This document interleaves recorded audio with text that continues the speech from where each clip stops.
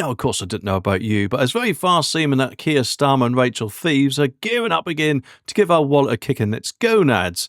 And I say that because the Prime Minister, should I say the current Prime Minister, who knows how long he's actually going to be that for, but anyway, Keir Rodney Starmer, didn't exactly shut down the idea of a VAT hike, even though, of course, apparently from what I've heard, there's a £30 billion gap to fill. And of course, don't get me wrong, I do not think they should raise any taxes at all. Instead, they should cut other projects like, Ed Miliband's overseas climate emergency or whatever you want to call it, and get £11 billion in that way, and a few more other things like that. But anyway, Keir Starmer, who's apparently chatting with the BBC and said their manifesto stands when asked about a possible VAT increase, which sounds promising.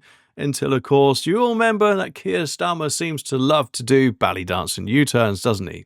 The Tories, they indeed jumped on it, worried it might not hold up until the budget at the end of November. And when asked if he could promise that there wouldn't be a VAT rise, the PM, he just repeated, we put that manifesto before the electorate. We got elected and that manifesto stands.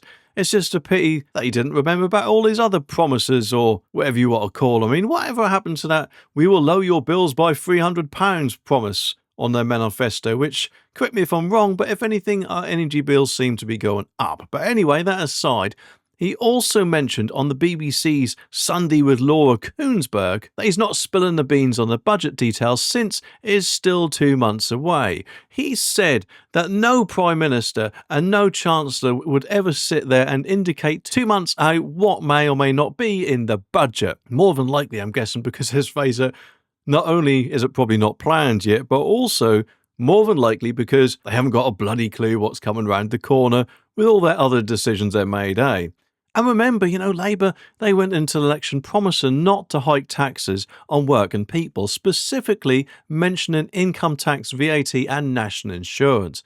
Of course, though, they have hiked the employers' national insurance, which, even though that is not on the public, it is still national insurance. So in my eyes, they've already broken that claim. But anyway, right now, the standard VAT rate is obviously 20%. Can anyone remember ages and ages ago, I think it was about 10 or so years, maybe a bit longer, when VAT was at 17.5%.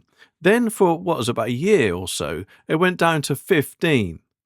More than likely as some sort of test or whatever. I can't remember the reason why. Then from what I remember, they said it would then spend a year at 20% before going back down to 17.5%. Well, unfortunately, we are still waiting for it to drop back down to the 17.5% originally promised. So I don't know about you, but when governments tend to mention taxes or doing anything with taxes, then I don't really have too much trust there. But anyway, the PM, of course, was pretty tight-lipped about whether the manifesto would stick around or not. But Tory leader Cammy Badenoch wasn't buying it and said Keir Starmer just failed 3 times to rule out a hike in VAT, claiming that the manifesto stance is not the same as saying no rise in VAT.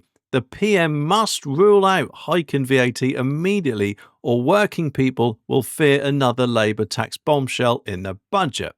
And one idea, apparently, for Chancellor Rachel Reeves to tackle this £30 billion black hole, which incidentally, if I remember rightly, it was originally a £22 billion black hole. So what have you been doing, Rachel? I don't think you've been doing your job too well.